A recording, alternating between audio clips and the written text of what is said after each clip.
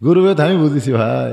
একবার বইয়ের কাছে খালি কছি, আমার চাওয়াতো ভাইয়ের বউ ভালোই সুন্দরী বারে, আমার চাওয়াতো ভাইয়ের বউ ভালোই সুন্দরী, যেই কছি বউ আমার কাছে সরে যাচ্ছে। সরে যাও কে? আপনি কবে থেকে লুচ্চা হলেন? কার বউ সুন্দরী সেটাই যদি দেখেন তাহলে আপনি কিসের মলবি? আমি সেদিন থেকে কান ধরে তওবা করছি, দুনার যদি কোনো সুন্দরী মেয়ে দেখি আমার বইয়ের কাছে আমি গল্প করবো না, না দেখবো না, যদিও দেখি কিন্তু এর কাছে গল্প করা যাবে না, কেন বইয়ের কাছে সব গল্প সাটে না। আপনি খালি বইয়ের কাছে আপনি হুরের গল্প করে দেখেন, যদি বউ শোনে একটু শুনবি না, আপনি যে জান্নাতে হুর পাবেন খালি কয়া দেখেন যে হুরের সেই রকম, তাই এই ভিতর দিয়ে তাই হাড্ডির মধ্যে যে রক্ত দেখা যাবি রে, এই ফসল বউকে বাদ দাও, পাও টিপি আমি আর হুরের চিন্তা কর। ফাতেমা এমন একটা কথা বলেছে, হযরত আলীর মাথার ঘেলু আছে, যখন আছে না নাই, দরজায় যে কয়টা মেয়ে দাঁড়িয়ে আছে আমার সঙ্গে দেখা করার জন্য, আপনি কি তাদের চিনেন? আলী বলে, ফাতেমা এই দুনিয়াতে একজন মাত্র মেয়েকে আমি চিনি, সে হল আমার হাসান হোসাইনের মা। ফাতেমা এসে স্বামী চুমা দেখায়, জানি তো, আমি জানি আপনি হলেন সেই। সুবহানাল্লাহ কর না কেন? ওগো স্বামী, যে কয়টা মেয়ে দরজায় দাঁড়িয়ে আছে তার মধ্যে একটা যদি বেপর্দা নারী থাকে, সমস্ত মেয়েরাই পর্দা নিষিদ্ধ, কিন্তু যে কয়টা মেয়ে দাঁড়িয়ে আছে তার মধ্যে একটা যদি বেপর্দা নারী থাকে, বেপর্দা নারী যারা শয়তানের যানবাহন তারা। আমার সঙ্গে বলবেন, বেপর্দা নারী যারা শয়তানের যানবাহন তারা। আপনারা বলেন তো, জান্নাতে যে শয়তান ঢুকছে এটা কি আদমের জন্যই না হাওয়ার জন্যে? কি জন্য কন্ত? আগে কি জন্য ঢুকলো শয়তান? ফল খালো, খালি গাছের দিকে তাকায়। যখন আল্লাহ বলছে ওলা তাকরা হাজির সাজারা, ওলা তাকরা বা হাজির সাজারতা ফাতাকুনা মিনাজ জালিমিন, ওই গাছের কাছে যাইও না, তখন তাকে তো আদম বলছে যাবো না। কিন্তু হাওয়া চিন্তা করতেছে কি জন্য নিষেধ করলো রে, এই নিষেধ করার জন্য আগে যাবো না, খালি তাক আছে। টাকা নাই তো পর্দার খেলাফ। আল্লাহ যদি যাবার নিষেধ করছে সে তাকান যাবি, টাকালি তো লোভ হবি যে কার বউ রে, টাকা নাই তো ক্ষতি, ওকে হাত দিয়ে ছোঁয়া লাগবি, ওকে হাত দেখে ধরা লাগবি, তাকালি পর্দার খেলাফ। যেই মাত্র হাওয়া তাকাছে শয়তান বুঝার পাচ্ছে তাকাছে যখন, এখন ভেলকি দিতে আমার আর সময় লাগবে না। জান্নাতের মধ্যে শয়তান ঢুকছে মেয়ে মানুষের কারণে, আর আমাকে বাংলাদেশের শয়তান ঢুকতে পারবি না কার মাধ্যমে? এই জন্যে বলেন, বেপর্দা নারী যারা শয়তানের যানবাহন তারা। ক লাগবে রে ভাই রে, যারা গেছে যুবকেরা সব চলে গেছে, আপনারা একটু যুবক হন। আমি যে বলবো বেপর্দা নারী যারা, আপনারা বলবেন শয়তানের যানবাহন তারা। বেপর্দা নারী যারা, কথা কর পারে না তাও হো করতেছে। শয়তানের যানবাহন একটা বেপর্দা নারী। এই নারীদের সঙ্গে যদি আমি ফাতেমার কাছে আসে, আর যদি আমার নাকের সাইজ, আমার মুখের সাইজ, আমার দাঁতের সাইজ, আমার গায়ের রং, কারণ বেপর্দা নারী সবসময় পর পুরুষের কাছে যায়। পর পুরুষের কাছে গিয়ে যদি বলে ফাতেমার নাকের সাইজ এরকম, মুখের সাইজ এরকম, দাঁতের সাইজ এইরকম, তাহলে বলো তো স্বামী, আপনার ফাতেমা যে পর্দার ভিতরে থাকলো, এই থাকা লাভটা কি হলো?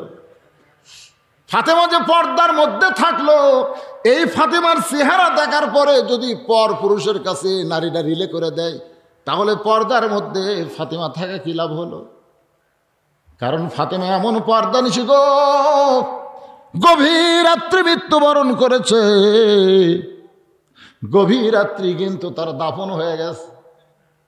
হযরত আলী ফাতেমাকে দাফন করার পরে আল্লাহর কাছে কান্দেল, বলে আল্লাহ সেই ফাতেমা খাটনিতে চলল না, পরপুরুষের কান্দে চলবে না বলে ফাতেমা খাটনিতে চলল না। যেই ফাতেমা স্বামীর দোয়া নিবে, মানুষের দোয়া নিবে না, এই কারণে জানাজা হলো না। যেই ফাতেমাকে আমি স্বামী নিজে কবর মাটি দিয়া তোমার কাছে কান্দি গো আল্লাহ, হাসান হোসেন মাকে ফাতেমাকে তুমি কবুল করে নাও। আলী বয়ান করে, এ দোয়া শেষ করে তাকায় দেখি সামনে কয়েকটা পুরাতন কবর দেখা যায়। এই মাত্র ফাতেমার কবর দিলাম, সেই কবরটা কোন জায়গায়? গোটা জান্নাতুল বাকির মধ্যে হযরত আলী দৌড়াই, ফাতেমার কবর, ফাতেমার কবর, ফাতেমার কবর কোথায় রে? কে যেন ডাক দে বলে, আলী। ফাতেমা পরদানিসী, আমি আল্লাহ জোহরা ডিগ্রি দিয়া ফাতেমার কবরটাকে কিয়ামত পর্যন্ত পর্দা করে দিয়েছি। আমার মায়েরা, মায়েরা গো, আপনারা হলেন আমাদের মা। আপনাদের পেটের ভিতর থেকে নবী আইছে, আপনাদের পেটের ভিতর থেকে আল্লাহর ওলি আইছে, আপনাদের পেটের ভিতর থেকে আগামী জেনারেশন ইসলামে আন্দোলনের কর্মীরা আসবে। ও গো মা, বড় দামি গো আপনারা মা। এই জন্য পর্দার ওয়াজটা আপনাদের সামনে কমপ্লিট করে দিলাম। ফাসাল্লি লিরাব্বিকা, 1 নম্বর নামাজ। মসজিদ করতেছেন, 5 ওয়াক্ত নামাজ পড়বেন, নারীরা পর্দায় থাকবেন। এই পর্দাটা হলো আমাদের জীবনের সবচাইতে বড় কুরবানি। কুরবানির কথা বলা হয়েছে, হার মানে কুরবানি। তাছাড়া হাউজে কাউসারের পানি পান করা যাবে না। এই কুরবানি মানে কি? আল্লাহ নবী মসজিদে নবীর মধ্যে বসা, 2টা বাচ্চা এসে নবীর 2 পাশে দাঁড়ায় গেছে। একটার নাম হলো মুআজ, একটার নাম হলো মুআব্বেস। ইয়া রাসূলুল্লাহ, শুনলাম হুজুর বদরের যুদ্ধ হবে, আমরা সেই যুদ্ধে কুরবানি হওয়ার চাই। সাল্লাল্লাহু বলেন, আল্লাহ রাসূল বলে তোমাদের বয়স কত? বলে হুজুর বয়স যাই হোক না কেন, হুজুর আমাদেরকে আপনি কবুল করেন। আল্লাহ নবী বললেন মাপে না হলে তো হবে না, বেলাল মাপের লাঠি নিয়ে আসো। হযরত বেলাল মাপের লাঠি নিয়ে আসলো। বড় ভাই মুআজ দাঁড়ায়া লাঠির চাইতে 1 ইঞ্চি ছোট। রাসূল তাকায় তাকে পায়ের বুড়া আঙ্গুলে ভর দিয়া দাঁড়ায় গেছে, মাথা বরাবর লাঠি হয়ে গেছে। সুবহানাল্লাহ। মুআজ বলে হুজুর দেখেন মাফে কিন্তু আমি হয়ে গেছি। আল্লাহ রাসূল কয় তোমার পায়ের গোড়া কোথায়? তুমি বুড়া আঙ্গুলে ভর দে লাঠি পর্যন্ত হয়েছে। মুআজ কান্দার বলে রাসূল ওরা ফাইনাল একা জিকরা হুজুর, উপর দিকে তাকাবেন, নিচের দিকে কেন তাকাইলেন? হুজুর গো মাপ পর্যন্ত হয়েছে কিনা আমাকে আপনি কবুল করে নেন। রাসূলের 2 চোখ দিয়ে দর দর করে পানি পড়তেছে। আল্লাহ গভীর রাত্রে মক্কা ছেড়ে মদিনায় আইছে গো আল্লাহ। মক্কার কাফেরেরা মদিনা আক্রমণ করবার চায়, আর মদিনার কিশোর বাচ্চা মুআজ তোমার জন্য নিজের জীবনকে কুরবানি করতে চায়। রাসূল বললেন মুআজ তোমাকে আমি কবুল করে নিলাম। মুআব্বেস বলে ইয়া রাসূলুল্লাহ আমিও কুরবানি হবার চাই। মুআজ কয় আমার 3 বছরের ছোট ভাই। আল্লাহ রাসূল বলে মাফের লাঠির কাছে খাড়া হও, লাঠির চাইতে 1/2 হাত ছোট, উনি তোর বুড়া আঙ্গুলে ভর দিয়ে লাঠি বরাবর হওয়ার পারে না।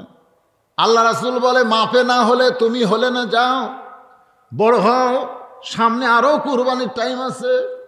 মুআব্বেস কান্দের বলে কেরে মুআজ ভাই কি গল্প হলো, একসঙ্গে আয় আমার কাছে আয়। কাছে এসে বলতে যে ভাইজান কি বলবি? বলে রাসূলকে যদি ডান দিক থেকে ওরা তরবারি মারে তুই ডান দিকে ঢাল হবি, কিন্তু বাম দিক থেকে যদি তীর মারে বল তখন বাম দিকে কে দাঁড়াবে? আমাকে দাঁড়াতে হবে। বলে তুই দে মাপে হোসনি। বলে আমি একটা কৌশল করব, তুই মুখ খুলবি না। বলে কি কৌশল? এবার মুআব্বেস কুরবানি হওয়ার জন্য বলে রাসূলুল্লাহ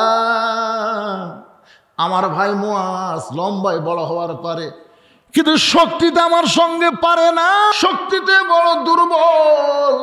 আপনি কুস্তি লাগায় দেখেন, ও কিন্তু আমার সঙ্গে পারবে না। মুআজ বলতে কে রে মুআব্বেস মিথ্যা কথা বলিস কে?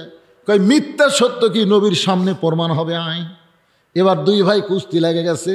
ছোট ভাই বড় ভাইয়ের কানে নিচ থেকে বলতেছে, ভাইজান তুই তো মাপে হয়ে গেছিস ভাই, এখন ইচ্ছা করে আমাকে একটু বুকের উপর উঠায় দে, আমরা দুই ভাই নবীর ঢাল হয়ে দাঁড়াবার মাছ দুর্বল হয়ে মব্বেসকে যখন বুকের উপরে উঠায় দেয়, নবী দৌড়ে গিয়ে দুই ভাইয়ের হাত ধরে বলে, মাবুদ তোমার ইমান ইসলামের জন্য যুবকেরা কৃষকেরা যদি এইভাবে কুরবানি দিবার চায়, তাহলে শুধু মদিনা নয়, একদিন গোটা পৃথিবী কোরআনের দখলে চলে আসবে। নামাজের সঙ্গে সঙ্গে এই কুরবানি আমাদের করা লাগবে। এই কুরবানি গরু খাসি কুরবানি নয়, এই কুরবানি হলো বাতিলের সঙ্গে আমরা আপোষ করব না, হকের পক্ষে আমাদের লড়াই করে জীবন কুরবানি করা লাগবে। ধরে কোন কথা ঠিক কিনা? আল্লাহ কোন ঘরের মধ্যে ধুইকা দেখে ফাতেমা হাতের মধ্যে চুরি দিয়া মুসকি মুসকি হাসতেছে। নবী খেয়াল করার সঙ্গে সঙ্গে আর ঘরের মধ্যে ঢোকে নাই। নবী ঘর থেকে বের হয়ে গেলে ফাতেমা চমকে গেল। যেই বাবা ঘরের মধ্যে ঢুকে আমাকে মা মা বলে আদর করে, আর সেই বাবা কি দেখলো, দেখার পরে ঘর থেকে কেন বাইরে গেল? বারান্দায় গিয়ে দেখে নবীর চোখটা দর দর করে পানি পড়তেছে। ফাতেমা বলে, বাবা কি জন্যে আপনি এমন করে কাঁদেন? আল্লাহর নবী খেয়াল করে বলতেছে, মা যে দুনিয়াতে সাজবে মা, আল্লাহ তার আখিরাতের সাজ কমায় দিবে। সঙ্গে সঙ্গে ফাতেমা হাতের দুইটা চুড়ি খুলে মাটিতে ফেলে দিলেন। মাত্র 9 বছরের ফাতেমা। নবী দৌড়ে গিয়ে চুড়ি দুইটা করে জামার পকেটের মধ্যে ঢুকাই দিলেন। ফাতেমা বললেন, বাবা যেই ছুরি হাতে দেওয়ার কারণে আপনি খেয়াল করে ভিতরে না ঢুকে বারান্দায় কানলেন, সেই ছুরি কেন পকেটে ঢুকাইলেন? আল্লাহ নবী বলে, ফাতেমা তোকে তো আমি খেয়াল করি মা। জোরে কর সুবহানাল্লাহ। আয় আয় তুই আমার কাছে আয়। এই কাছে গেছে নবী বলতেছেন, ফাতেমা একদিন তোর নাকে নাক ফুল পরায় দিব, একদিন তোর কানে কানের দুল পরায় দিব, একদিন তোর গলায় মালা পরানো হবে। ফাতেমা বলে, বাবা সেই দিন কবে? আল্লাহ নবী বললেন, যেদিন তোমার বিবাহ হবে। ও ফাতেমা, মেয়েরা কেবলমাত্র একজন পুরুষের জন্য সাজতে পারবে মা, সেই পুরুষটা হলো তার স্বামী। স্বামী ছাড়া অন্য কোনো পুরুষের জন্য মেয়েরা সাজতে পারবে না। তাহলে আপনার মেয়ের দিকে খেয়াল করার দরকার আপনার আছে না নাই? জোরে কোন আছে না নাই? ছেলের দিকে খেয়াল করার দরকার আছে না নাই? ছেলে সারাদিন 4G 5G মোবাইল নিয়ে ঘুরতেছে, ওই কি করতেছে?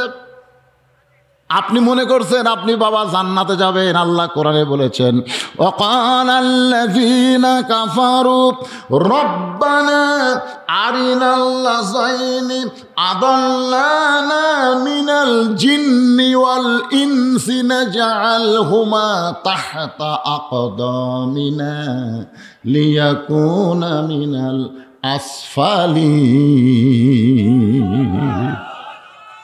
আল্লাহ ওই সকল সন্তানদেরকে বলবে যারা ফ্রি পাবজি আর ফ্রি ফায়ার খেলছে, পাবজি আর ফ্রি ফায়ার খেলছে, নামাজের আজান দিলে আর গোল মিটিং করছে, এই জান্নাতে যা, এই জান্নাতে যা।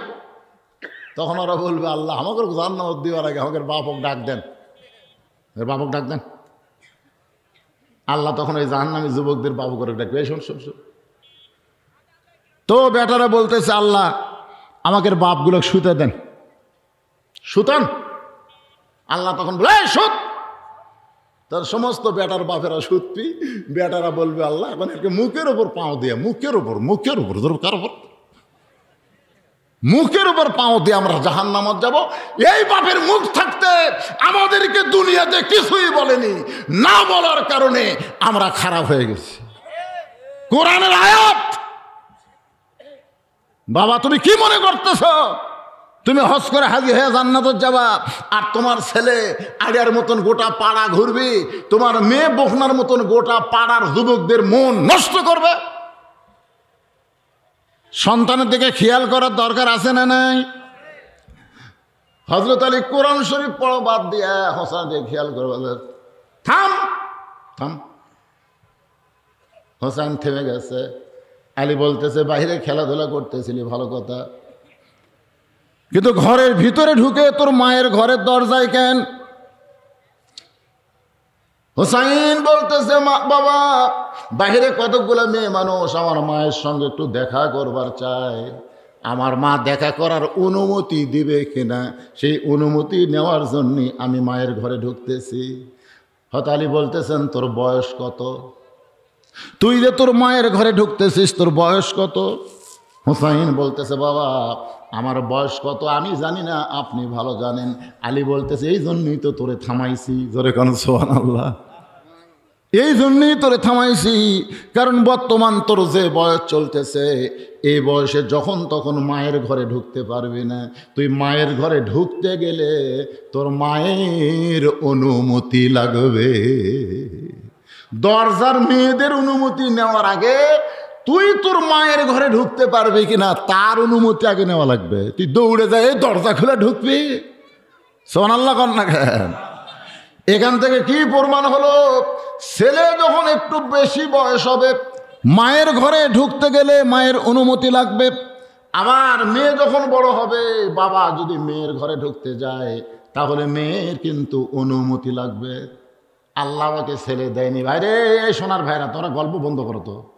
ইউটিউব ভাইরা, ইউটিউব সেট হয়নি, সব যা যা সব বাইরে যা, ঘুরে যা, চানাচুর খায় যা। না না এরা এখানে কি খোঁজ গল্প? ভাই চানাচুর খেয়েছে তো।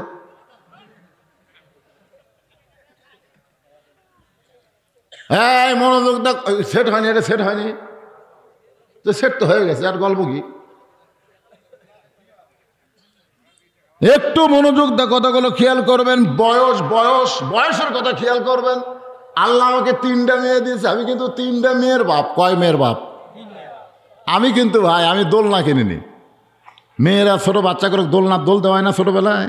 আমার বউ কইছিল দোলনা কিনে না। আমি না, হচ্ছে মেয়ে হচ্ছে দেখে কি বেজার নাকি? না বেজার না, আমাকে আল্লাহ বিশাল একটা দোলনা দিতে। আমার বুকের উপরে আমার 3টা মেয়েকে আমি বড় করছি। 3 বছর করে, 3 বছর করে আমার 3টা মেয়েকে আমি বুকের উপর ঘুম পাড়াছি। মেয়েরা যেন বুঝবার না, বলতে না পারে যে আমরা ছেলে হইনি বলে বাপের মন খারাপ। আমি যে 3টা মেয়েকে বুকের উপরে ঘুম পাড়ালাম, এখন সেই 3টা মেয়ে আমি ঘরে থাকলে ঘরের মধ্যে ঢুকবার চায় না। আগে শোনে বাবা ঘরত আছে, কয় হ্যাঁ, তাহলে আর ঢোকে না। আমি মনে মনে চিন্তা করি, যাদেরকে আমি বুকের উপর ঘুম পাড়ালাম, যাদেরকে বুকের মধ্যে চাইবা ধরে আদর করলাম, এখন সেই মেয়েরা বড় হচ্ছে বলে বাবা ঘরে আছে আর বাবার ঘরে ঢুকতে চায় না। আমি যখন বলি মা তোরা 3জন একসঙ্গে আমার ঘরে আয়, যখন 3টা মেয়ে ঘরে আসে আমি তাকায় দেখি আমার মেয়েরা মাটির দিকে তাকায় থাকে, আমার মুখের দিকে তাকায় না। আমি কইলাম মা আমি কি এমন অপরাধ করেছি মা, আমার মুখের দিকে না তাকায় তোরা মাটির দিকে তাকায় থাকিস? মেয়েরা বলে বাবা আপনাকে দেখলে আমাদের বড় শরম লাগে। এখান থেকে প্রমাণ হলো মেয়ে যখন বড় হবে তখন মেয়ের ঘরে ঢুকতে বাবার অনুমতি লাগবে, আর ছেলে যখন বড় হবে তখন ছেলের ঘরে মায়ের ঘরে ঢুকতে ছেলের অনুমতি লাগবে। আল্লাহর নবী জোহরের নামাজ পড়ার পরে ফাতেমার ঘরের দরজায় ডাক দিল, ফাতেমা একটু দরজা খুলে দে। ফাতেমা বলতেছে বাবা এখনকার মতো আপনি ফেরত যান, আপনার জন্যে আমি এখন দরজা খুলতে পারবো না। নবী ফেরত চলে গেলেন। আসরের নামাজের পরে আল্লাহর নবী ফাতেমার ঘরের দরজায় ডাক দে, বলে ফাতেমা দরজা খুলে দে। ফাতেমা বলতেছে বাবা জোহরের সময় আসলাম দরজা খুললাম না, আপনার কি একটু রাগ নাই বাবা? আপনি কেন আবার আসরের সময় আইছেন? রাসূল বলে ফাতেমা রে সকাল থেকে তোর মুখটা আমি দেখিনি মা, একটাবার তোর মুখটা দেখে আমি এখান থেকে যাবার চাই। ফাতেমা বলে বাবা এমন একটা কাপড় আমার পরনে আছে বাবা, যেই কাপড় উপর দিকে তুললে নিচের দিকে বের হয়ে যায়, আবার নিচে যদি ঢাকতে চায় উপর দিকে আমার ঢাকা যায় না বাবা। এই কাপড় পরে আপনার জন্য কেমনি দরজা খুলবো? আল্লাহ নবী এক টানে গায়ের চাদর খুলে জানলার কাছে গিয়ে বলে, ফাতেমা জানলার একটু পাল্লা খুলে এই চাদরটা নিয়ে এই চাদর পরে তুই আমার সামনে একটু দরজা খোল। নবীর গায়ের চাদর পরে ফাতেমা যখন দরজা খুলে দেয়, নবী তাকায় দেখে ফাতেমা মাটির দিকে তাকাইয়া দু চোখ দিয়ে দর দর করে পানি পড়তেছে। আল্লাহ নবী বলে, ফাতেমা একটাবার মুখ তুলে আমার মুখের দিকে তাকা। ফাতেমা বলে, বাবা আপনার চাদর পরে দরজা খুলে দিয়েছি, আমার বড় শরম লাগে। সঙ্গে সঙ্গে নবী ফাতেমার হাতটা ধরে একটা চুমা দিয়ে বললেন, ফাতেমা এই কষ্ট বেশি দিন তোর দুনিয়াতে থাকবে না। 33 বার সুবহানাল্লাহ বলবি, 33 বার আলহামদুলিল্লাহ বলবি, 34 বার আল্লাহু আকবার আমল কর। আমি নবী বলতেছি, দুনিয়ার জীবন সাঙ্গ করে যখন কবরে যাবে, আল্লাহ তোকে 8টা জান্নাতের মালিক বানায়া দিবে। বাল তুসিরুনাল হায়াতাদ দুনিয়া ওয়াল আখিরাতু খায়রু ওয়া আবকা। আল্লাহু আকবার। আলী বলতেছে, হোসেন তোর বয়স কত? তো হোসেন বলতেছে, আপনি ভালো জানেন। আলী বলতেছে, এই জন্যই তো তোকে থামাইছি, তোর বয়স এখন 4 বছর। 4 বছরের বাচ্চা যখন তখন মায়ের ঘরে ঢুকতে পারবে না। 2 বছরের বাচ্চা ঘরের মধ্যে থাকলেও কোনো সমস্যা নেই, কিন্তু 2 বছরের বেশি হলেই সমস্যা। আমার কথা কি আপনারা বুঝতে পারতেছেন? আপনার বাচ্চার বয়স 2 বছর, ঘরে চেতন আছে, আপনি মন চাইলেই আপনার হালাল বউকে আপনি আদর করতে পারবেন না। মন চাচ্ছে বউ ধরে একটা চুমা খাবেন, পারবেন না, কারণ ওই খালি দেখতেছে না, ওই কিন্তু বুঝতেছে। ওই বাইরে আসা খবর পরে, আব্বা তাই মাস্ক চাপে ধরছিল রে। এটা হাসির কথা না, এটাই ইসলাম। যে নিজের 2.5 বছর বাচ্চার সামনে আমার হালাল বউকে আমি আদর করতে পারতেছি না। আর কি বাংলাদেশ আমরা পেলাম! 14 ফেব্রুয়ারির নামে কলেজ ভার্সিটি পার্কে মানে কাতি মাসে কুত্তের মতন জোড়া লাগিয়েছে। জোরে কোন কথা ঠিক কিনা? হি বাংলাদেশ রে, 7 মাথায় ফুলের মালা বিক্রি হচ্ছে। খালি কোরআনের দেশ হলে 14 ফেব্রুয়ারি আল্লাহ নবী ঘরের দরজা খুলে তো সুবহানাল্লাহ। ইতিমধ্যে উম্মাহাতুল মুমিনিন মা আয়েশা ঘরে ঢুকছে। মা আয়েশা ঘরে ঢুকছে, সঙ্গে সঙ্গে নবী দাঁড়িয়ে গেলেন। আয়েশার সম্মানে নবী দাঁড়ায়নি, নবী স্বামী হওয়ার কারণে দাঁড়ায় গেছে। ধরে কেন সুবহানাল্লাহ। নবী আস্তে করে গিয়ে ঘরের দরজা বন্ধ করে দেয়। যেই দরজা বন্ধ করছে, মা আয়েশার দেহ থর থর থর থর করে কাঁপতেছে। আল্লাহ রাসূল বলে, আয়েশা তোমার দেহ কেন কাঁপতেছে? বলে, ইয়া রাসূলুল্লাহ আপনার জুতার পরশে আল্লাহর আরশ ধন্য হয়ে গেছে, যদি কোনো বেয়াদবি হয় এই জন্যই তো আমার শরীর কাঁপতেছে। রাসূল বলে, আয়েশা যখন দরজা বন্ধ করেছি তখন আমি নবী নই আয়েশা, আমি নবী না।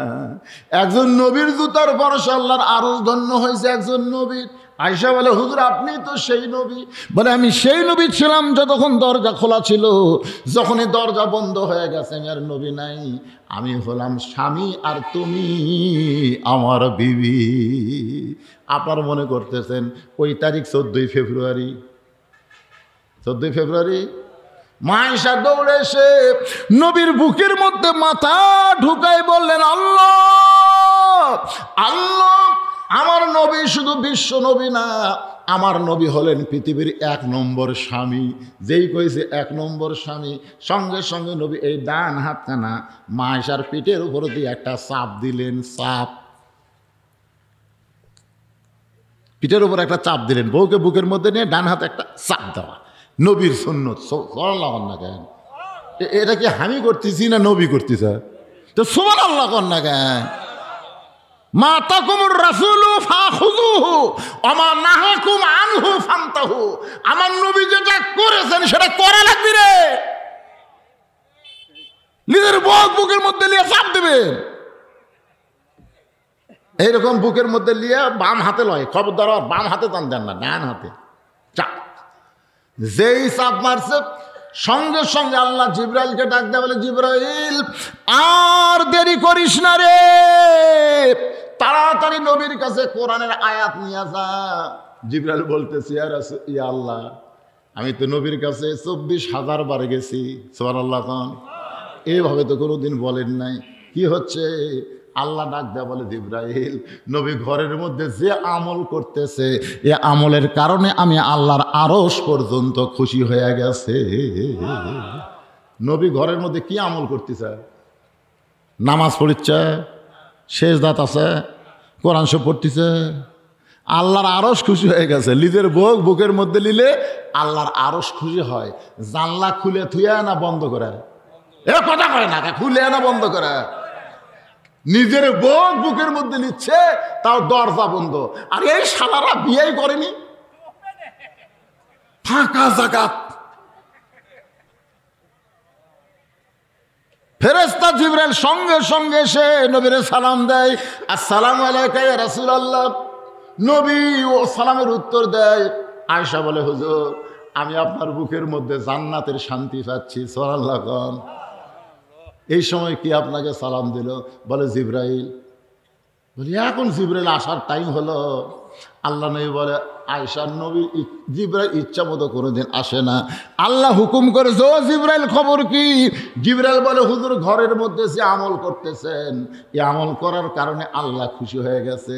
আল্লাহ আয়াত নাজিল করেছে, হুন্না লিবাসুল লাকুম ওয়া আনতুম লিবাসুল লাহুন্না। এ আয়াত দ্বারা বোঝা গেল 14 ফেব্রুয়ারি ভালোবাসা দিবস না। ভালোবাসা হলো স্বামী বিবির পোশাক, বিবি স্বামীর পোশাক। পোশাক যেরকম সব সময় থাকে, ভালোবাসা সারা জীবন থাকবে। কোনো একটা দিনের জন্য ভালোবাসা লটকে থুবেন, শালা হিজরা জাত। আল্লাহ কোরআনে বলেছেন, হুন্না লিবাসুল্লাকুম ওয়া আনতুম লিবাসুল্লাহুন্না। স্বামী হলো তোমার পোশাক, বিবি হলো তোমার পোশাক। পোশাক যেরকম সবসময় থাকে, ভালোবাসা সবসময় থাকে। ধরে কোন ঠিক কিনা? আপনারা কি কন? যারা প্রেমিক প্রেমিকা এই শালার তো বোঝে না। ওই বয়স দেখে ভালো আসতে শেষে ধরে আসবে ভাই আছে। আপনি কন তো, আমার যৌবনকালে আমার বইয়ের উপর যে ভালোবাসা আসছিল, এই বুড়াকালে ভালোবাসা আরো 14 গুণ বাড়িছে, সেটা জানেন? হ্যাঁ, এটা হচ্ছে হালাল ভালোবাসা বাড়িতে। বইয়ের কিছু হলে হর চোখ দিয়ে পানি পড়ে, কে গো তুমি যদি এখন ছেড়ে যাও আমি কি করবো? আর আমার যখন কিছু হয়, বয়স আমার শীতারে কান্দে, দেখো আমিও বুড়ি হচ্ছি, আমার আর কেউ বিয়ে বসবি না, করবি না। তুমিও বুড়া হতো, তোমার সাথে আর কেউ বিয়ে বসবি না। আমরা দুইজন এইভাবে সারা জীবন থাকতে পারছে। আয় বুকো তা কিন্তু করবার না পারি, ভালোবাসা আছে। সুবহানাল্লাহ না কেন? এটা হচ্ছে হালাল ভালোবাসা, মরা পর্যন্ত থাকবে। ধরে কথা বল না কেন? মরা পর্যন্ত থাকবে। দেখবেন, আমি নিজের চোখে দেখছি, আমার বাবা, আমার বাপের বড় ভাই মারা গেছিল। মারা যাওয়ার পরে আমার বাবা ওখানে গেছে, ওটা জামালপুর, শেরপুর জামালপুর। একদিন থাকার পরে পরের দিন আসার কথা। মাকে বলছে এক রাত থেকে আসতেছি, কিন্তু আব্বা যাওয়ার পরে কাছে যে অনুষ্ঠান না হয়ে আপনি যাওয়া ছিলেন। ভাই বলছে আব্বা 2-3 দিন। মা খালি আমার কাছে এসে কান্দে আর কয়, তোর বাপ ছাড়া ঘুম ধরতেছে না বাবা, তোর বাবাকে একটু মোবাইল করতো, কবে আসবে? আমি বললাম, কেমন আপনি বুড়ি হয়ে গেছেন, এখন বুড়ে আব্বার কি দরকার? তোরা বুঝবো না, বুঝবো না, বুঝবো না। পরে একদিন আমার মা আর বড় ভাইয়ের বাড়িতে, তো আব্বা যাওয়ার কাছে, তোর মা আসলে তো, তোর মা ছাড়া আমি থাকা পারতেছি না। আমি কই, কে রে বুড়া মানুষ কি কয়? তার মানে কি বুঝলেন? ওটা ওই ভালোবাসা না। এই ভালোবাসা হচ্ছে কলিজার ভালোবাসা, মরা পর্যন্ত থাকে। সুবহানাল্লাহ কন না কেন? আর 14 ফেব্রুয়ারি ভালোবাসা হলো কাতি পয়সা কুত্তে, কাতি পয়সা কুত্তা। সারা বছর শালাকের দেখা নেই, হঠাৎ হঠাৎ হঠাৎ হঠাৎ। কি কথা কি ভুল হয়েছে? ভাই বেছে নেই ভালোবাসা আমাকে কমছে এখন। তো বিশ্বাস করেন, যখন আপনারা বুড়ে হবেন, ভালোবাসা তার এত বাড়বি ভাই। আরে এরা পার্কত যায় ভালোবাসা করে। পার্কত যাস কে? ভালোবাসা করার মন চায়, বিয়া করো বাবা, মহরম লগত দিয়ে বিয়া কর। একটু মনোযোগ দা কথাগুলো শুনবেন। হোসাইন, তোমার বয়স এখন 4 বছর হয়েছে, যখন তখন তুমি মায়ের ঘরে ঢুকতে পারবে না, বরং তুমি আসো আমার কাছে। এই বলে হোসাইনকে হযরত আলী কাছে ডাকলেন। ভাইজান, অত্যন্ত গুরুত্বপূর্ণ কথা, যেই মাত্র হোসেন কাছে আইছে হযরত আলী কোরআন শরীফ হাতে নিয়ে বলতেছে, ধর। 4 বছরের বাচ্চাকে হযরত আলী কোরআন ধরতে বলতেছে, ধর। সঙ্গে সঙ্গে হোসেন বলতেছে, দেন। সুবহানাল্লাহ কবেন না? আলী বলতেছে ধর, বেটা বলতেছে দেন। আলী আসমানের দিকে তাকায় বলে, আল্লাহ আল্লাহ, এটা কি মাল পাচ্ছি আল্লাহ। আমি বলতেছি ধর, উনি কয় দেন। তার মানে কি? জন্মসূত্রেই পবিত্র হয়ে জন্মেছে, পবিত্র কোরআন ধরতে তার কোনো আপত্তি। আর আমাকে গুলে ধর, ধরবি, খাড়া হয়ে পেশাব করে। হুজুর একেবারে বসি না, কি বদ অভ্যাস। আমি গোসল করবার নিয়ে যাই, তাও খাড়া হয়ে পেশাব করে। এবার মা কইছে এনে বসতে পেশাব কর বাবা, ওই বসে না। দেখেন তো দোয়া দরুদ দেখ, বসান যায় কিনা। আর কাছে ডেকে বললাম, কোথায় পড়িস রে? বলে স্কুলে পড়ি। কোন ক্লাসে? প্রাইমারিতে। 1-এ। তো বসিস না কে পাগলা? বসে পেশাব করলে ভালো থাকে, জিনিস ভালো থাকবি। এই জিনিস যে পেশাব করতেছ না, ওটা ভালো থাকবি রে পাগলা। তো খাড়া হয়ে পরিষ্কার বসে পেশাব করা লাগবে, তোর স্যার তো শিখাইনি। তখন স্যার সাথে কি কয়, আর প্রাইমারির মাস্টাররা সব খাড়া হয়ে পেশাব করে। ওই খাড়া হওয়ার দেখে আসে, বাড়ির থেকে খাড়া হওয়া শুরু করছে। তাহলে আপনার ছোট বাচ্চাকে কি দিবেন? ধর। কি ধর? আগডুম বাগডুম ধর, ধর। আইরে টিয়ে নাই ভরা দিয়ে না লেগে বল মাসে ধর। একই গ্রামে মাদ্রাসা আছে, প্রাইমারি আছে। কোনো ভালো বাপ ওই মাদ্রাসা বাদ দেয়া প্রাইমারিতে তার ছেলেকে ভর্তি করে দিবি না, কোনো ভালো বাপ। মাদ্রাসা ডেঙ্গে প্রাইমারিতে ভর্তি করে দিচ্ছে। আমি বললাম, কে ভাই, মাদ্রাসা কি সুন্দর কোরআনের তালিম দেওয়া হয়, জালিকাল কিতাবুল আরাইবে হুদালিল মুত্তাকিন। হুজুর মাদ্রাসাত উপবৃত্তি নাই হুজুর, প্রাইমারিতে উপবৃত্তি আছে হুজুর। উপবৃত্তির জন্য প্রাইমারি দিচ্ছু, মরিয়া দেয়। তোর কব্বর ওই থুবি না, কয় জাগার দাম আছে, বাগুন লাগাবি, বাগুন লাগাবি। কয় জাগার দাম নেই, মরিয়া গেছে, ফুরিয়ে গেছে, বাগুন লাগা, বাগুন লাগাবে। আর মাদ্রাসায় দেন, মরে যাবে। প্রত্যেক ওয়াক্তে ওয়াক্তে মুনাজাতে রব্বির হামহুমা কামা রব্বায়ানি সগীরা বলে কানবে। প্রতি জুমার দিনে ফজরের পরে আপনার কবরের পাশে গিয়া ছেলে যখন চোখ দিয়ে পানি, মাছের মাথার মতন পানি বের করে কানবে, ফেরেশতা কয়, আল্লাহ তোমার এই বান্দা কান্দে কেন? আল্লাহ বলে, ফেরেশতা তোদের তো বাপ মা নাই, তোরা কেমনে বুঝবি? এই মাদ্রাসার আলেম তার বাবার জন্য দোয়া করতেছে, ওর চোখের পানি নাকের ডগায় পৌঁছার আগে আমি আল্লাহর বাপের কবরকে জান্নাত বানায়া দিলাম। তাহলে খালি সুবহানাল্লাহ বললে হবে না। এখানে যত মানুষ আমরা বসে আছি, আমাদের মাসুম বাচ্চাকে আমরা ডাক্তার বানাবো, ইঞ্জিনিয়ার বানাবো, সাহিত্যে তাই বানাবো, কিন্তু যখন ছোট থাকবে তখন তার হাতে সর্বপ্রথম কি দিব? আরো জোরে বলেন, কারা কারা ছোট বাচ্চার হাতে কোরআন দেবেন? 2 হাত তোলে আল্লাহ দেখান। 2 হাত তোলেন, টানটান, টান টান করে তোলেন।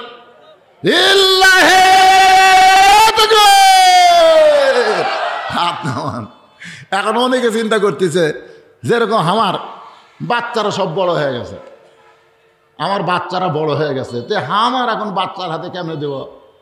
আমিও তো হাত তুলছি, কেন আমার বাচ্চা নাই, আমার হোসাইন, আমার হোসাইন, আমার 2টা লাতি আছে, একটা নাম হাসান, একটা হোসাইন। হোসাইনকে আমি তানজিমুল উম্মত ভর্তি করে দিছি, কোরআনে হাফেজ হচ্ছে। আর আমার হাসানের বয়স কেবল 2 বছর 1 মাস। এক নিয়ত করেছি, ওর হাতেও কোরআন শরীফ তুলে দেবো। আমার বেটি করো যারা আমাদের সাথে হয়তো হাফেজা হওয়ার পারেনি, কোরআন তো নিচে ছোটবেলায়, আপনাকে যারা ছেলে নেই লাতিক দিবেন। হাত তোলা কি সার্থক হয়নি? কথা সার্থক হয়নি?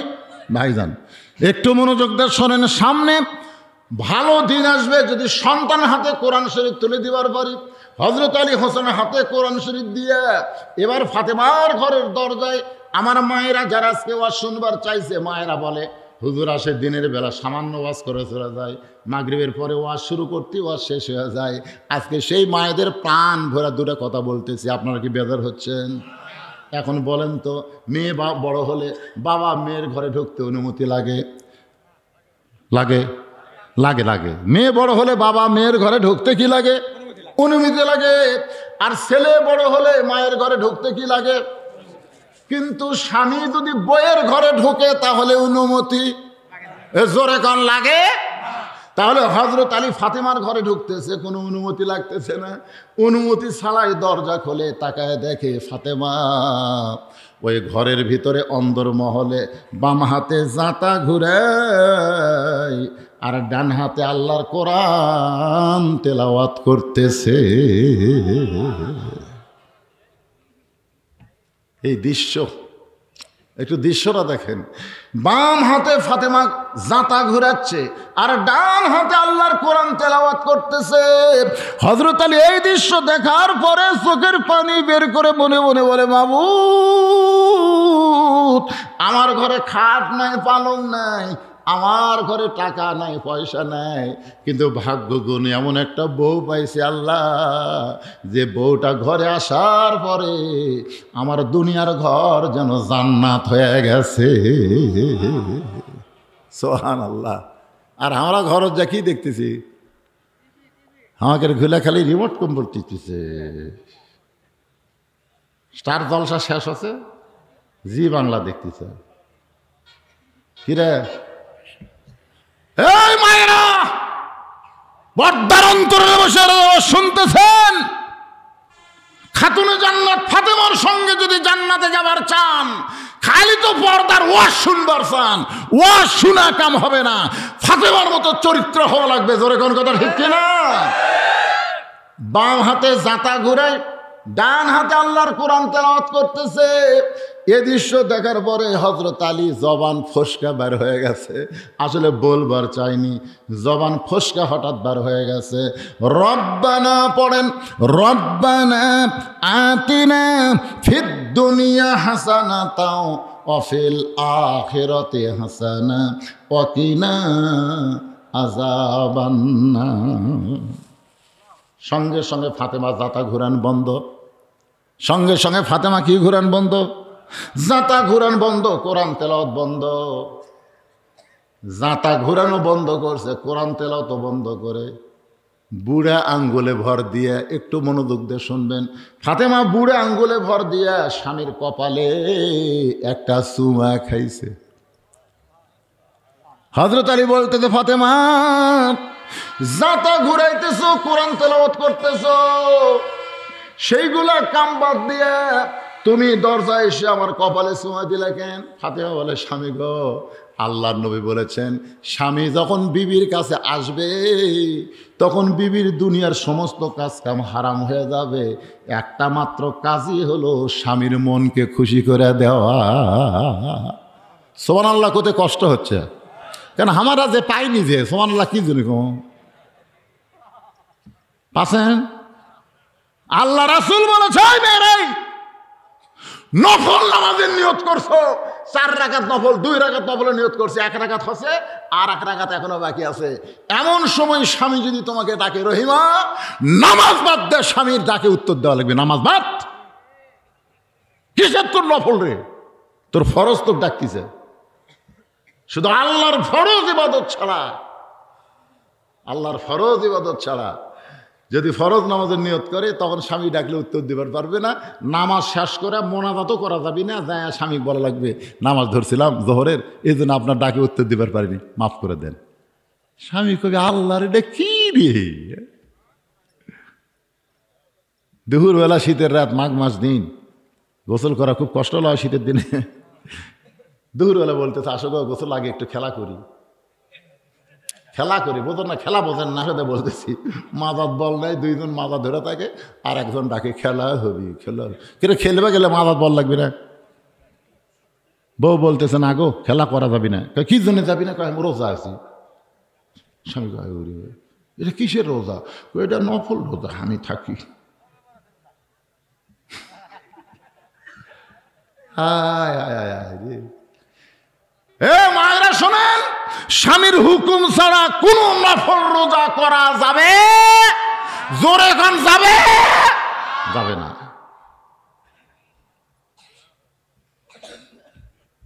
আমি কি আপনাকে বিরুদ্ধে ওয়াজ করছি যে? তো হ্যাঁ ঠিক মতো দিচ্ছেন না, তার মানে এরা যা মাথা তুটিছে বুঝলেন না? একটু মনোযোগ দিয়ে শোনেন আমার মায়েরা, শোনেন।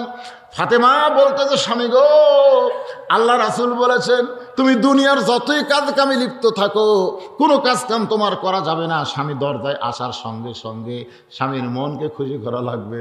আমি আপনার কপালে চুমা দিয়া আপনার মনকে খুশি করে দিলাম। আলী বলতেছে, ফাতেমা তুমি যখন আমার মনটাকে খুশি করেছো, তোমার মনটাকে আমি খুশি করতে চাই। দুই ভুরুর মাঝখানে একটু শব্দ করে চুমা দেওয়া লাগবে। রাসূল বলেছেন একটু শব্দ করা লাগবে।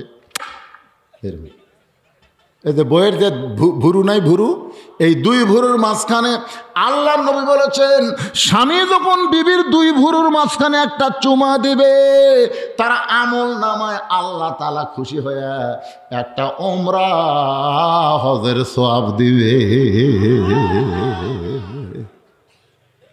সুবহানাল্লাহ। যারা বলেন আপনি, আপনাকে যদি বলা হয় যে আপনার বইয়ের ভুরু কেমন, জোড়া না ফাঁক, তো কবে হুজুর আজ পর্যন্ত আমরা দেখিনি, মানে চুমাই খাইনি, দেখবি কোথেকে? এই ওমরা হজ করবার গেলে এখন টাকা লাগতেছে, হজ করতে 7 লাখ, ওমরা করতে 2 লাখ, টাকা লাগবে, টাকা ছাড়া কাম হবে? আজকে তোমরা হজের সব পাবেন, ও শেষ করে বাড়িতে বউ যখন দরজা খুলে দিবে, চাপটা ধরে দুই ভুরুর মাঝখানে একটু শব্দ করবে, একটু শব্দ। সুবহানাল্লাহ। হযরত আলী ফাতেমার দুই ভুরুর মাঝখানে চুম্বন দিছে। ফাতেমা বলে, স্বামী গো, কোরআন তেলাওয়াত করতেছিলেন জোরে জোরে, আমি ঘর থেকে শুনতে পাচ্ছিলাম। আলী বলতেছে, তুমি যে কোরআন পড়তেছো আমি কিন্তু শুনবার পাইনি। এখান থেকে ফতুয়া হলো পুরুষ মানুষ জোরে কোরআন তেলাওয়াত করা যাবে, আর মেয়েরা জোরে কোরআন তেলাওয়াত করা যাবে। দেখেন, কোরআন তেলাওয়াত জোরে করা যাবে না, মেয়েরা জোরে কথা বলা যাবে, ঝগড়া করা যাবে, ঝগড়া করা যাবে। ফাতেমা বলে, স্বামী গো, কোরআন তেলাওয়াত করা বাদ দিয়ে আপনি অন্দর মহলে ঢুকলেন কেন হঠাৎ? আমার কথা কি আপনার মনে পড়ছে নাকি? আলী বলে, ফাতেমা তোমার ছোট্ট ছেলে হোসাইন, কিছুই বলে নাই, শুধু বলেছে তোমার ছোট্ট ছেলে হোসাইন। সঙ্গে সঙ্গে ফাতেমার দুটা দেহ থরথর করে কাঁপতেছে। আলী বলে, ফাতেমা হোসাইন নামটা শোনার পরে তুমি এমন করে কাঁপো কেন? ফাতেমা বলে, স্বামী গো, আল্লাহর নবী দুনিয়া থেকে বিদায় নেওয়ার আগে আমার কানে কানে বলে গেছে, ফাতেমা তুই কি বলতে পারিস মা, আমি দুনিয়া থেকে বিদায় নেওয়ার পরে সবচাইতে বেশি কষ্ট কে পাবে? ফাতেমা তুই কি বলতে পারিস, আমি নবী এই দুনিয়া থেকে চলে যাওয়ার পর সবচাইতে বেশি কষ্ট কে পাবে? ফাতেমা বলে, বাবা আমার মনে হয় আমি সবচাইতে বেশি কষ্ট পাবো। রাসূল ফাতেমাকে বললেন, মা দুনিয়ার সমস্ত আমার যত সাহাবী আছে সমস্ত সাহাবীরা মিলে যে কষ্ট পাবে, তুই ফাতেমা যে কষ্ট পাবি, সবাই মিলে যে কষ্ট পাবে মা, তার চাইতে বেশি কষ্ট পাবে আমার হাসান আর হোসাইন। আমি চলে যাওয়ার পর আমার হাসান হোসেন কেমনে থাকবে মা? সকালবেলা যদি দেখতে না পাই, দুপুরে দেখার জন্য তোর দুই বেটা পাগল হয়ে যায়। দুপুরে দেখবার না পারলে রাতে যদি আমি ঘুমায় যাই, একদিন নবী ঘুমে গেছে, হাসান হোসাইন নবীকে দিনের বেলা পাই নাই। মাকে বলছে, মা নানা কোথায়? বলে সাহাবীর কাছে গেছিল, সেখান থেকে এসে ঘুমিয়ে গেছে, তোরা তোর নানার ঘুম নষ্ট করিস না। আল্লাহ রাসূল বলে, ফাতেমা আমি দেখলাম বিলাই যেমন ইন্দুর ধরার জন্য ঘরে ঢোকে, ওরা দুই ভাই ঘরের মধ্যে ঢুকে আমার দুই গালে দুইটা চুমু খায়, আবার যখন ঘর থেকে বাইরে যায় আমি খপ করে দুইজনের হাত ধরে বললাম, ভাইজান আমি চেতন আছি ভাই, তোরা চুমা দিয়ে কোথায় যাবি? হাসান হোসেন বলে, না না, আমাদের জীবনের চাইতেও আপনাকে কোটি কোটি গুণ বেশি ভালোবাসি। রাসূল বলে, ফাতেমা রে, আমি দুনিয়া থেকে যাওয়ার 6 মাস পরে তুই তো দুনিয়া থেকে চলে যাবি মা,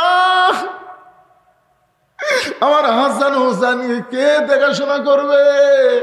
রাসূল বলে, ফাতেমা রে, হাসান নিয়ে আমার তেমন কোনো টেনশন নাই মা, কারণ হাসান হলো অবিকল, আমি নবীর মতো। সাল্লাল্লাহু আলাইহি, হাসান হলো অবিকল, আমি নবীর মতো। কিন্তু হোসেন বলো জেদি, এই জেদিরে কেমন সামলাবি? ও ফাতেমা, আমি চলে যাওয়ার পর আমার হোসেনকে একটু বেশি আদর দেশ মা, একটু বেশি আদর দেশ, বড় জেদি। ফাতেমা কান্দের বলে, স্বামী গো, আমার জেদি হোসেন আপনার সঙ্গে কি বেয়াদবি করছে, যার কারণে কোরআন শরীফ পড়া বাদ দিয়া আপনি আমার ঘরে অন্দর মহলে ঢুকছেন। আলী ফাতেমার চোখের পানি মুছে দিয়ে বলে, ফাতেমা রে, তোমার হোসাইন জেদ করে নাই, বরং দরজায় কতকগুলা মেয়ে মানুষ দাঁড়ায় আছে, সেই মেয়ে মানুষগুলো তোমার সঙ্গে দেখা করবার চাই। হোসাইন তাদেরকে বলেছে, একটু ধৈর্য ধরেন, আমি মায়ের কাছে গিয়ে অনুমতি নিয়ে আসতেছি। কিন্তু হোসাইন এখন 4 বছর বয়স, এই বয়সের কারণে আমি অন্দর মহলে তোমার ঘরে ঢুকতে না দিয়া, আমি হোসেনের হাতে আল্লাহর কোরআন দিয়া আমি নিজেই তোমার কাছে আইছি। সঙ্গে সঙ্গে ফাতেমা মুচকে হাসি দিয়ে বলতেছে, স্বামী গো, ওই বাবা মা হলো সবচাইতে ভাগ্যবান, যার মাসুম বাচ্চার হাতে থাকবে আল্লাহর কোরআন। লিল্লাহি তাকবীর। ওই বাবা মা হলো সবচাইতে বড় ভাগ্যবান, যার মাসুম বাচ্চার হাতে থাকবে আল্লাহর কোরআন। ভাগ্যবান হবেন? দেন আগমত কি শিখতে চায়? একটা কথা সত্যি, এই জন্যই ক্লাস 6-এ দিছে যে সব ডারউইনের মতবাদ, বান্দর থেকে মানুষ হচ্ছে। একটু মনোযোগ দেন। আলী বলতে যে, ফাতেমা, দরজায় কতগুলা মেয়ে মানুষ, মায়েরা শোনেন, তোমার সঙ্গে দেখা করবার চাই, তুমি যদি অনুমতি দাও তাহলে দরজা খুলে দিব। ফাতেমা মুচকি মুচকি হেসে বলে, স্বামী গো, মেয়েরা যখন আমার সঙ্গে দেখা করবার চায় তাহলে আপনাকে কষ্ট করে পর্দার ব্যবস্থা করা লাগবে। আলী মুচকি মুচকি হাসে। ফাতেমা বলে, হাসেন কেন? বলে, হাসার কারণ হলো মেয়েরা মেয়ের সঙ্গে দেখা করবে, এখানে কোনো পর্দার ব্যবস্থা লাগবে না। ফাতেমা বলতেছে, আপনি জ্ঞানের সম্রাট হবার পারেন, কিন্তু পর্দা বিষয়ে আমার চাইতে আপনি কম জানেন। সুবহানাল্লাহ করবেন না? কারণ এখানে সুবহানাল্লাহ পাওয়া যাবে। আপনি জ্ঞানের সম্রাট হবার পারেন, কিন্তু পর্দা বিষয়ে আপনি আমার চাইতে কম জানেন। আলী বলতে যে, ফাতেমা, মুখ সামাল করে কথা বলো, তোমার বাবা কিন্তু বলেছে, আনা মাদিনাতুল ইলমি ওয়া আলিউ বাবুহা, আমি হচ্ছে ইলমের শহর, আলী হচ্ছে তার দরওয়াজা। ফাতেমা বলতেছে, আমিও স্বীকার করি আপনি জ্ঞানের সম্রাট, কিন্তু পর্দা বিষয়ে আমার চাইতে আপনি কম জানেন। আপনারা বলেন তো, হযরত আলী কি জ্ঞানের সম্রাট ছিল না? ছিল না? ওমর ফারুকের জীবনে পড়ে দেখেন, জেরুজালেমে গেছে, জেরুজালেমের খ্রিস্টানরা ওমর ফারুককে সাদর সম্ভাষণ জানানোর জন্য হাজার হাজার দাঁড়িয়ে আছে। উটের পিঠে রাখালকে ওমর মনে করে জেরুজালেমের লোকেরা বলতেছে, আমির আল মুমিনিন, আপনি অনেক কষ্টে উটের পিঠে চড়ে আইছেন জেরুজালেমে, আপনি দয়া করে এই যে একটা চৌকিয়ার ওপরে নামেন, আর একজন হামাগুড়ি দিয়ে এই পিঠের উপরে পা দিয়ে নামেন, আপনার যেন নামতে কষ্ট না হয়। উটের পিঠের রাখাল কাঁদতেছে, ফোপায় ফোপায় কাঁদতেছে। জেরুজালেমের খ্রিস্টানরা বলে, আমাদের আব্বত্ব নাই, কি ভুল হয়ে গেল নাকি? আপনি কান্দেন কেন? রাখাল বলতেছে, রে জেরুজালেমের লোকেরা, তোমরা তো উমরকে চেনো না, তোমরা উমরকে চেনো না, আমাকে উমর মনে করে তোমরা সম্মান করতেছো, কিন্তু যিনি রশি ধরে জমিনে দাঁড়ায় আছে তিনি হলেন হযরত ওমর। সঙ্গে সঙ্গে খ্রিস্টানরা বলে, এটাই যদি ইসলাম হয় বাংলাদেশের মতন ৯৬টা দেশের খলিফা উমর, সে রশি ধরে জমিনে দাঁড়ায় আছে আর রাখালকে উটের পিঠে তুলে দিছে। এটাই যদি ইসলাম হয় তাহলে খ্রিস্টান ধর্মে আমরা আর থাকলাম না। হাজার হাজার খ্রিস্টান উমর ফারুকের এই চরিত্র দেখে মুসলমান হয়ে গেছে, জোরে করে সুবহানাল্লাহ। কিন্তু হাজার হাজার হলেও তো তার মধ্যে দুই একটা বেকা থাকে না? বেকা বেকা বোঝেন না? এই যে যতই নামাজের ওয়াজ করেন, এখানে কিন্তু অনেক বেকা আছে, ফজর পড়বি না, যতই করেন কোন হুজুর নামাজের কোন পদ্মার কোন যা ইচ্ছা তাই কোন শুনে আজামো, কিন্তু যা আসলাম তাই। এর নাম হলো বেকা। ধরে কোন এর নাম কি? ও তো আমার ওয়াজে শুনছেন, মুরিদ পীরের কাছে আসে হুজুর ধনী হবার চাই। তো ধনী কেমনি হবি? কামাই কর। কামাই করে তো হচ্ছে না, যা কামাই করি তাই শেষ। এমন একটা মন্ত্র দেন তাকে, তার দিন হাজির কর। দিন হাজির করার মন্ত্র দিছে, ওই সেই মন্ত্র পড়ে দিন আছে। দিন বলতে তার ভাঙ্গা বাড়ি চাঙ্গা করে দে। তো দিন ভাঙ্গা বাড়ি চাঙ্গা করে দিয়ে বলে হুজুর কাজ দেন। বলে আমার অনেক টাকা পয়সা লাগবে, আনা দে। অনেক টাকা পয়সা আনা দিয়ে বলতে হুজুর কাজ দেন। ভালো ভালো খাবার আনা দে, ভালো ভালো খাবার আনা দে, হুজুর কাজ দেন। আর তো কাজ নাই, কাজ দেওয়া লাগবে তো। আমাকে ডাকছেন, কাজ না দিলে আমি বেকার থাকবো না। তো কাজ দেন, কাজ না থাকলে আমরা ঘাড় ভাঙবো। তখন কে রে, আমি তো জিন হাজির করবো শিখছি রে, এক তো তাড়াবার শিখিনি। মারছে পীরের কাছে দৌড়। পীর কয় দৌড় আসকে, কয় হুজুর যা আছে জিন তাই দিছে, কিন্তু খালি কাজ চায়, আমার তো আর কাজ নাই। কাজ না দিলে বলে ঘাড় ভাঙবি। কয় জিন কোথায়? কয় যে আসতেছে। জিন এসে কয় পীরের কাছে লুকে লাভ নাই, কাজ দে, কাজ না দিলে তোর ঘাড় ভাঙবো। পীর সাহেব বলতে তার মুড়িদের কাম নাই, কিন্তু আমার আছে তো। বলে কি কাম? বলে কুত্তার বেঁকা না, সোজা কর যা। ও যে কুত্তার বেঁকা না, সোজা কর। জিন টানে সোজা হয়, ছাড়া দিলেই বেঁকা হয়। টানে সোজা হয়, ছাড়া দিলেই বেঁকা হয়। জিন কয় আল্লাহরে এমন এক কাজ দিল, এই কাম তো কিয়ামত পর্যন্ত শেষ হবি না। এরকম বেঁকা মার্কা কিছু শ্রোতা মাহফিলে আসে, এরা কুত্তার লেজের মতন যতই ওয়াজ করেন, যতক্ষণ মঞ্চে থাকবে ততক্ষণ সোজা, ছাড়া দিলে আবার বেঁকা।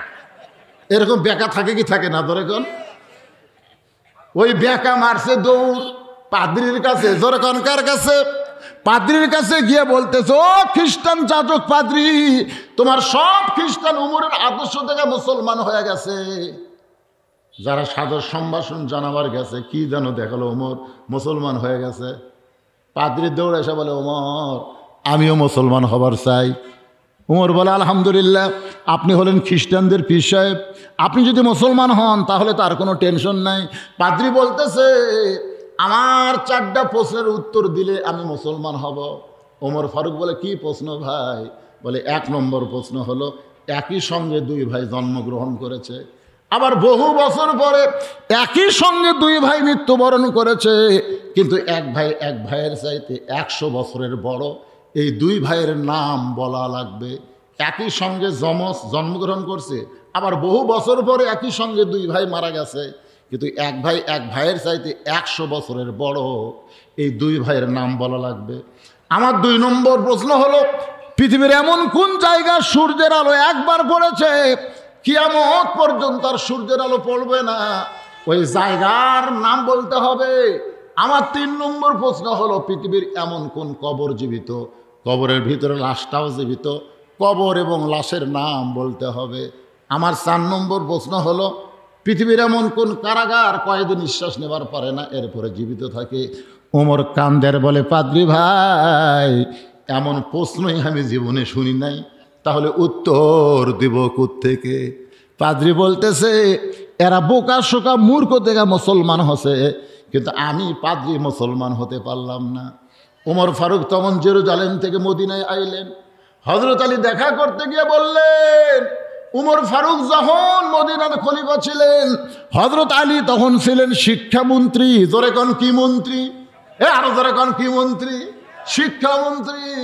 ওসমান গনি তখন ছিলেন অর্থমন্ত্রী। নবীর সময় শিক্ষামন্ত্রী হযরত আলী, নবীর সময় অর্থমন্ত্রী ওসমান। আর আল্লাহ নবী যখন ছিলেন তখন উমর ছিল আইনমন্ত্রী। জোরে কোন কি মন্ত্রী? আর আবু বকর ছিল হলো ধর্মমন্ত্রী। চলে গেছে নবী, চলে গেছে আবু বকর, এখন আইনমন্ত্রী হয়েছে খলিফা। শিক্ষামন্ত্রী এখনো বহাল তবিয়তে আছে। জোরে কোন সুবহানাল্লাহ। জেরুজালেমের রেজাল্ট কি? উমর ফারুক বলতেছে, হতে হতে হলো না। আলী বলতেছে, কি হতে হতে হলো না? বলে, এই পাদ্রীটা মুসলমান হবার চাইছিল, কিন্তু 4টা প্রশ্ন করলো, উত্তর দেবার পারিনি, তাই মুসলমান হয়নি। আলী বলতেছে কি 4টা প্রশ্ন করছে? বলে 1 নম্বর প্রশ্ন হলো একই সঙ্গে জন্মগ্রহণ করছে যমজ ভাই, বহু বছর পরে একই সঙ্গে 2 ভাই মারা গেছে, কিন্তু এক ভাইয়ের চাইতে 100 বছরের বড়। এই 2 ভাইয়ের নাম কি? আলী মুস্কি মুস্কি হাসিয়ার বলে এক ভাইয়ের নাম হলো আজিজ আলাইহিস সালাম, আর একজনের নাম হলো ওজায়ের আলাইহিস সালাম। ওজায়ের 100 বছর ঘুমের মধ্যে থাকার কারণে ওই ঘুমটা তার হায়াত কম 100 বছর হয়ে গেছে। এইটাই কি আপনি বলতে পারেন নাই? আমার মনেই নাই। 2 নম্বর প্রশ্ন করেছে পৃথিবীর এমন কোন জায়গায় সূর্যের আলো একবার পড়ছে কিয়ামত পর্যন্ত পড়বে না? হযরত আলী বলতেছে মুস্কি মুস্কি হেসে, যখন মুসা আলাইহিস সালাম সাগর পার হলো তখন আল্লাহ সাগরকে রাস্তা বানাই দিল, 12 লাইন রাস্তা। আমাদের বগুড়ায় এটা কয় লাইন হচ্ছে? জোরে এখন কয় লাইন? এই 4 লাইন করবার যায় সরকারের 12টা বেজে গেছে, আর আল্লাহ সাগরের মধ্যে 12 লাইন রাস্তা করছে। সুবহানাল্লাহ।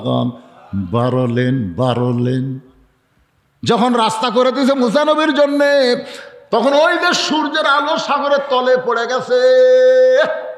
যখন ফেরাউন পার হবার চাচ্ছে তখন সাগর আবার আগের মতন মিলিত হয়ে গেল।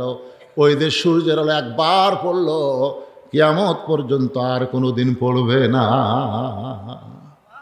ওমর ফারুক বলে আলী ভাই এটা তো আমার জানা নাই। 3 নম্বর প্রশ্ন করেছ কবরটাও জীবিত লাশটাও জীবিত। আলী বলতেছেন কবর হলো মাছ আর লাশ হলো ইউনূস আলাইহিস সালাম। উমর কান্দের বলে আলী ভাই এই কথা তো আমার খেয়াল নাই। তাহলে আমি প্রশ্ন করলো এমন কোন কারাগার কয়েকদিন নিঃশ্বাস নিবার পারে না জীবিত থাকে? বলে মায়ের পেটে সন্তান 10 মাস কারাগারে, নিঃশ্বাস নেবার না পারলেও আল্লাহ কুদরত দিয়ে জীবিত রাখে। উমর ফারুক আলীকে বুকের মধ্যে নিয়ে বলে আপনি হলেন জ্ঞানের সম্রাট। সুবহানাল্লাহ। আর ফাতেমা বলতেছে আপনি জ্ঞানের সম্রাট হবার পরেন, আপনি পর্দা বিষয় আমার চাইতে কম জানেন।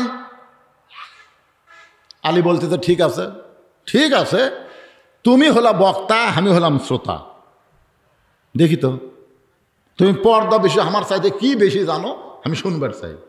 সুবহানাল্লাহ। ফাতেমা খাড়া আছে, বক্তা খাড়া হয়ে আছে, আর হযরত আলী শ্রোতা হয়ে বসেছে। দেখি তো মন চাচ্ছে না, কারণ বউ বেশি জানে কেন, বউ বেশি জানলে আমাদের ওদের মন খারাপ হয়, বুঝলেন। আমার বাড়ির যখন আইপিএস ছিল না তখন কারেন্ট গেলে আমার বউকে বলতাম বাতাস কর, তো বউ বাতাস করতো, তো গুনে গুনে পাকা হাঁকা ইঙ্গে গুনে 1 1 2 3 4। আমি চিন্তা করলাম খেরে গুনে খেরে 100টা হয়ে গেলে আমার বউকে এখন আপনি করেন, আপনি বাতাস করেন। আমি বললাম কেন আপনি জানেন না যে হুন্না লিবাসুল্লাহ কুম আনতুম লিবাসুল্লাহ হুন্না, স্বামী বিবির পোশাক বিবি স্বামীর পোশাক, তাহলে আমি 100টা হাঁকালাম আপনি হাঁকাবেন না? তা আমি আর রাগ করে গুনতেছি না, কিন্তু আমার বউ গুনতেছে, মানে আমি হাঁকাচ্ছি আমার বউ গুনতেছে। 100টা হয়ে গেলে আমি বললাম 100 হচ্ছে, তোর বউ বলতেছে না হবে না তো। আল্লাহ কোরআনে বলেছে আর রেজালু কাওয়ামুন আলা নিসা, পুরুষেরা নারীদের উপরে থাকবে, বউ 100 হাঁকালে স্বামী 200 হাঁকাল লাগবে। আমি বললাম তুই ঘর পাল্টারে, তুই আমার থেকে বেশি জানিস, এক ঘর থাকা যাবি না। আসলে বউ বেশি জানলে স্বামীর মন কিন্তু খুবই খারাপ হয়। হয়তো আলী হচ্ছে জ্ঞানীর সম্রাট, তাক বলতে পর্দা বিষয় আমার চাইতে আপনি কম জানেন, তো ঠিক আছে তুমি বক্তা হও দেখি। এখন ফাতেমা পর্দা বিষয়ে কি ওয়াজ করবে? আমার মায়েদের জন্য শোনার দরকার আছে না নাই? কিন্তু মায়েরা যদি শোনে তাহলে আলী বসলো কেন? তার মানে বোঝা গেল আমাকে মদরাও শোনা লাগবে। এখন ফাতেমা বক্তা হয়ে কি ওয়াজ করবে? হযরত আলী বসে আছে শুনবে। আপনারা কারা কারা শুনবেন আল্লাহকে একটু হাত দেখেন তো দেখি। এ হাত তোলেন বারে, হাত তোলেন রে। আলী শুনবি রে, আলী শুনবি রে, হাত নামান। হাত তুলে নিলাম এই জন্যে যে আলী বসে আছে, আপনারাও আলীর সাথে আলীর সহবতে বসে থাকবেন। ঘড়ির দিকে তাকা দিকে খুব বেশি হয়নি ভাই, যখন আমি টেজে যাচ্ছি তখন থেকে এ পর্যন্ত প্রায় 2 ঘন্টা।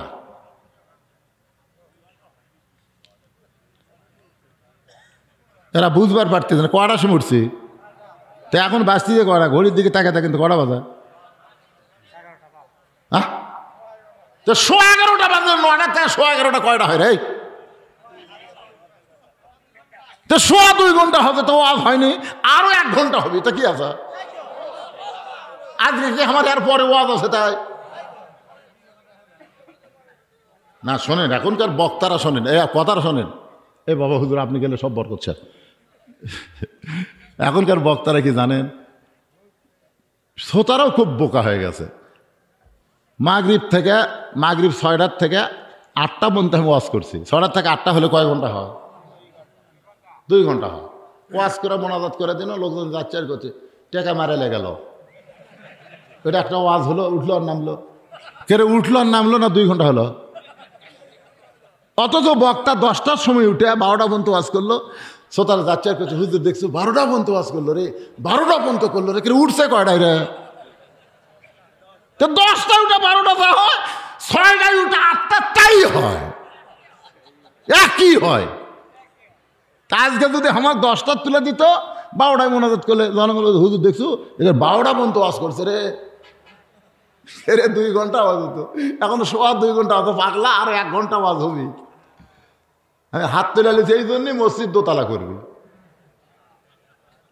এখন দোতলা করবার গেলে কি লাগবে? আলীর মতন বসে থাকে, ওখান থেকে হাত তুলে তুলে আপনারা বলবেন, এই মুরব্বী কে উঠলো, ও বাবা শোনার চান বাবা, ও চান শোনার চান। না না, জরুরত এই সময় থাকবে। ভাই আমার কাউন্সিলর ভাই কি কয়, কখন আছে রে এরা? ভালো আছেন?